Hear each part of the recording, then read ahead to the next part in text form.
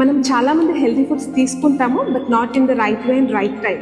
మనం ఎలా తీసుకుంటే మన బాడీ బెటర్గా అబ్జార్బ్ చేసుకుంటుందో ఈరోజు తెలుసుకుందాం. Carrot and sweet potato vitamin A rich foods. అవి ఓన్లీ ఎంటీ స్టమక్తో నార్మల్గా తీసుకుంటే నో బెనిఫిట్. అవి ఓన్లీ ఫ్యాట్ సోర్స్తో తీసుకోవాలి. For example olive oil or avocado or ghee, walnut or almond, any other నట్స్తో కలిపి తీసుకుంటే విటమిన్ ఏ అబ్జార్ప్షన్ అనేది బాగుంటుంది బాడీ. టర్మరిక్, పసుపులో కర్క్యూమిన్ అనేది ఉంటుంది, బట్ బయో అవైలబిలిటీ అనేది చాలా తక్కువ.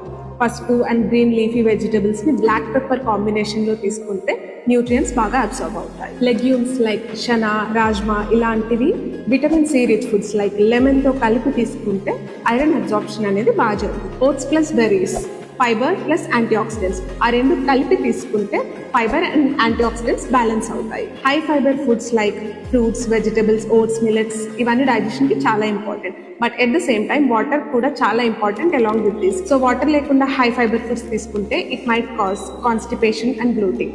సో హై ఫైబర్ ఫుడ్స్ తీసుకున్నప్పుడు వాటర్ కూడా important. This is an interesting combination. Curd plus flax seeds. Curd లో ప్రోబయోటిక్స్, గుడ్ బ్యాక్టీరియా ఉంటుంది.